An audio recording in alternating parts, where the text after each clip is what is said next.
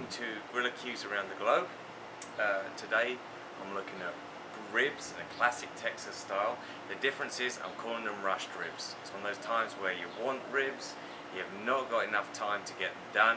The typical 4 to 5 hours. I'm trying to get them done substantially faster than that. The way I'm doing that is going to be cranking the temperature up high early, letting it spike hopefully around the 400 degree mark, and then let it trail back down and complete the rest of the cook to about 300 and level out at that point. I'll be monitoring the temperature of the chamber as we're going through. The way I'm going to do that is quite simply, I've got the standard minion method set up on one side, so most of the coals behind the Griller Q are unlit. I'm lighting about 25 or so coals to get a nice hot temperature going. I'm going to put boiling water in the Griller Q and otherwise set it up the same way as I would do for any low and slow type technique. I'm just using more briquettes to get that temperature in the higher in the outset. Okay, so I'm using a spare rib, straight up spare rib, using a very classic Texas style of rub, which is essentially black pepper. A bit of oil for it to stick to, black pepper and a small amount of salt. Your salt to pepper ratio, or rather your pepper to salt ratio, can be anything from 5 to 1 pepper to salt, all the way up to 10 to 1 pepper to salt. If you look at Franklin barbecue, they're pretty much a pepper, black pepper and salt, or a 1 to 1 ratios, quite salty. And then look at Lockhart barbecue restaurants, they're all pretty much just a basic pepper and salt. Not very complicated at all, but classic Texas flavors. Okay, so dead easy. Spare ribs, taking the membrane off the back. I've got 25 lit coals, a whole load of unlit coals for the remainder of the space behind the Griller Q, a grease tray to catch the grease as it falls, and then boiling water. I'm going to set it up. I'm hoping to get these done in 3.5 hours. That's the plan, because it's 3:30 now, and I want to be eating by 6:30, 7 at the latest. So here goes. Hot coals to one end. Okay. They will be enough to get the temperature high inside the grill, inside the oven. Grease tray in. Up till now, no rocket science. On goes the grate. Still very straightforward. I'm going to pour in the hot water. Here it's sizzling away because it's already hot.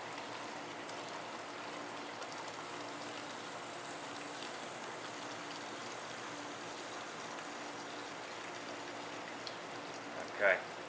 These coals are already cranking away. Okay, let's see how much water this Griller Q holds.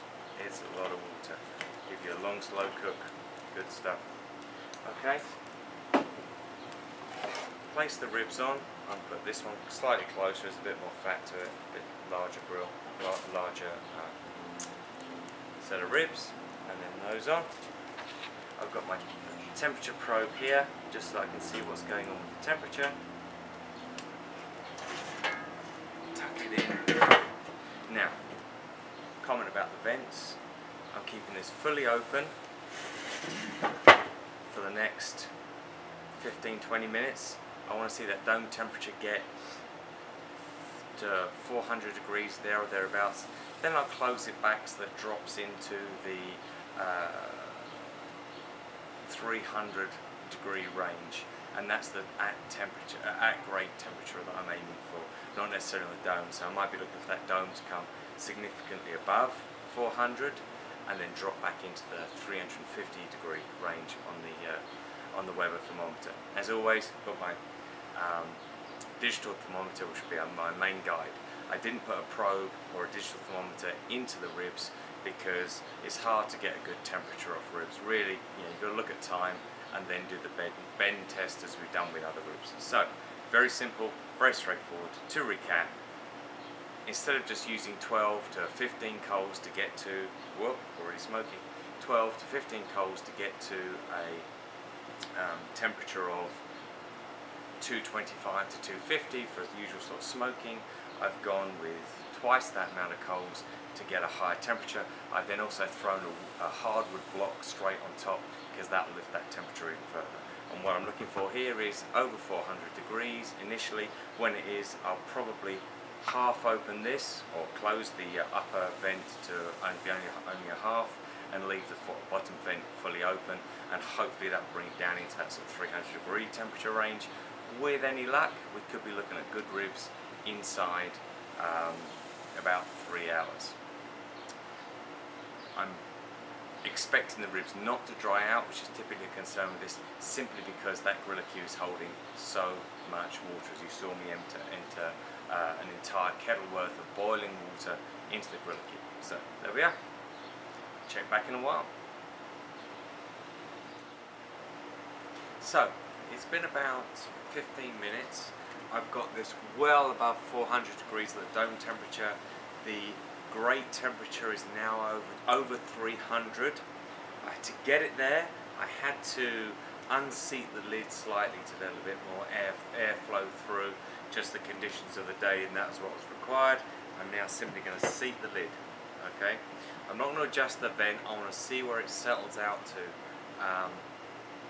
Let's see where it settles out to over the next 5 or 10, well, 10 or 15 minutes, just to see what temperature we get to. If it's still running perhaps more than 300 degrees, I might trim this back a little bit. If it seems to be holding in the 275 to 300 degree range at the grate, I shall leave it alone. Remember, there's a lot of water in the griller queue, which makes for a beautiful, humid environment for cooking in.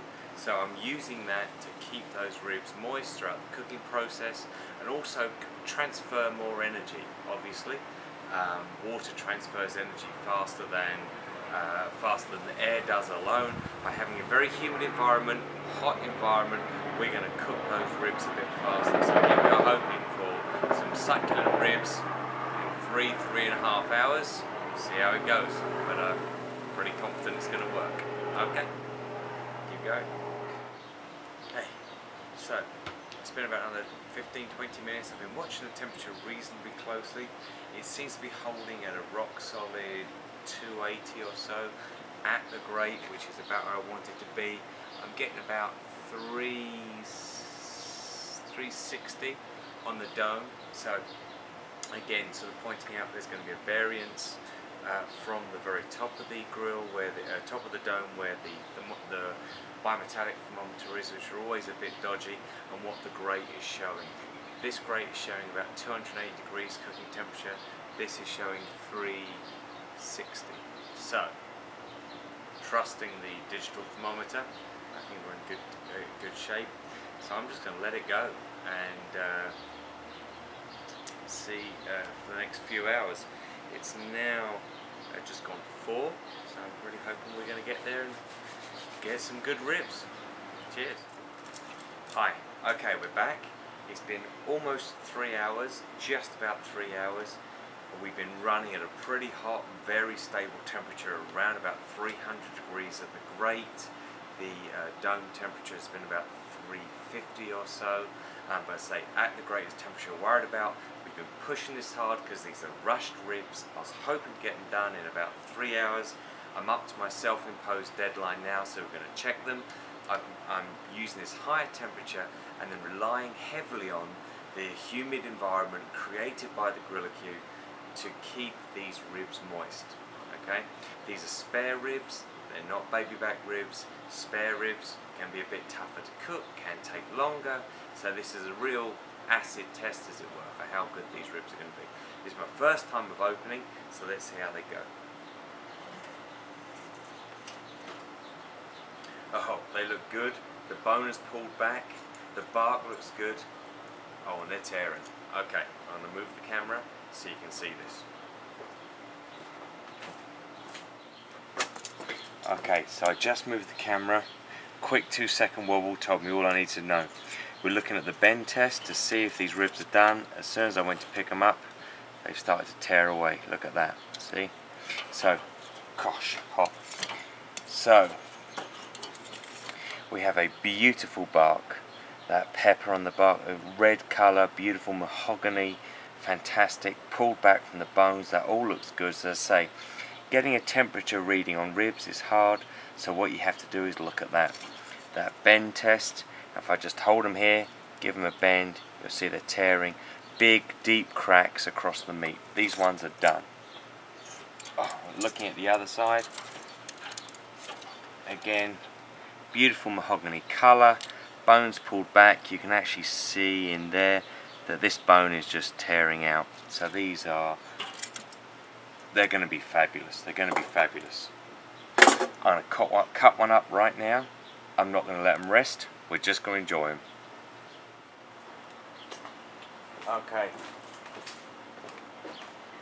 Okay, so the cutting. Zoning in. I just want to say, because I was going for very Texas flavours on this, just pepper with a dash of salt on top of it as the rub. I'm also using a Clint's barbecue sauce. Awesome stuff. Tastes like Texas. Tastes like the San Antonio that I live in. I love it. Okay, so I'm just give it a straight cut. Have a look. Okay, see they're peeling back, opening up, coming off the line. Have another cut down here. These are just good. Juice oozing out of them. Yeah, nice stuff. Bit of a smoke ring, not too much, not to be expected considering how fast they were cooked.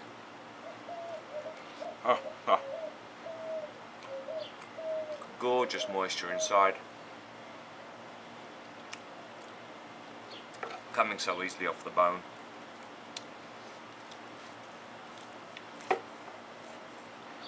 Look, they're just tearing up. Just tearing up. Fantastic stuff. This side, again, just falling apart. Even softer perhaps actually than I'd like. I could have done with checking these at 2.5 hours.